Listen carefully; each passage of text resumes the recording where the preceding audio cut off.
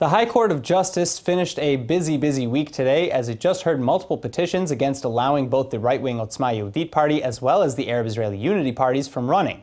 But despite all these petitions being submitted by such opposing parties, many question whether or not the High Court should get to decide on an issue like this to begin with. Well, joining us now for more is attorney Nati Rom, Israel advocate and founder of Lev Haolam. Nati, thank you very much for coming back in today. Thank you for having me. All right, so my first question is just, to lay down some information. Who has final say over what parties and what individuals can run in the elections? Okay, so this is the big question. In democracy, the main right is to everybody to be elected and to elect. So today, when we hear that the Supreme Court is trying to choose who can be elected or not, many people see it as a bad thing to democracy, because this is very important for democracy that everybody will be able to elected. Well, but that being said, again, these petitions weren't just brought up by the High Court.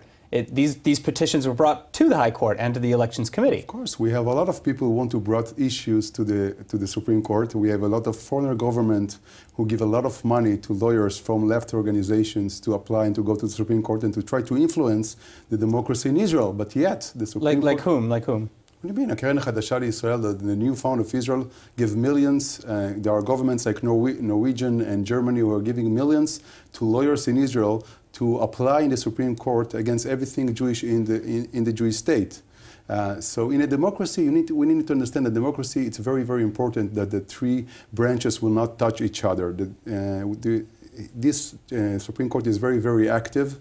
And it's like in America, but the big problem is that here the judges are not elected by the people.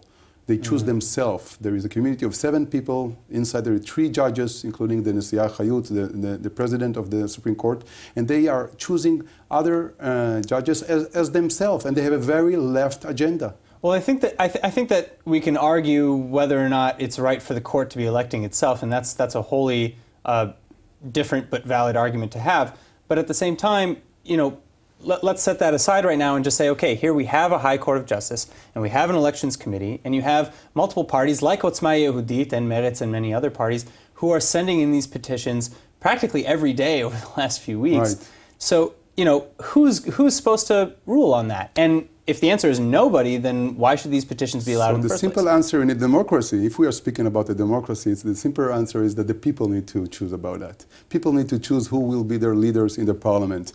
Unfortunately, here in Israel, we have a Supreme Court. As a lawyer, I can tell you that it's very unfortunately, we have a Supreme Court who is, it's not a don't work in a democracy, it's more like a dictator who chooses how he wants the parliament. He void laws of the parliament, and those things are not are against the democracy. This is why everybody. Again, I just want to push on this. We have the Judge Aaron Barak. Sorry, we have the Judge Aaron Barak, former president of the Supreme Court, who see himself. He also wrote about it. See himself a little bit as a prophet, as somebody who is his morals and values are better than every citizen and the parliament. And this is something that we need to stop. It's especially when we speak about the Supreme Court who elect themselves. We don't have in the Supreme Court an ultra-Orthodox judges. We don't have this. We have a big society. It's a democracy, and the judges are not inside this democracy, unfortunately. Okay, but again, God complexes and other issues aside, within with respect to the internal demographics of the High Court and the justices, isn't it the High Court's job to be a check and a balance towards the Knesset, for example? Because you just pointed out, for example, that they're striking down laws. Isn't that the High Court's job? No. The High Court job is to do balances on many issues. Well, but to say that this is unconstitutional or this is illegal or this is whatever. But unfortunately today, the Supreme Court in Israel took it another step, and they are trying to void basic laws, for example. We don't have a constitution in Israel. So a judge for himself, Aaron Barak, invented a new thing. It's called an oral constitution in the heart of the judge. He has his own constitution. What to do, it's not the same constitution that I feel in my heart. And he decides for me which laws in the parliament will be applied and which will be void. This is something wrong.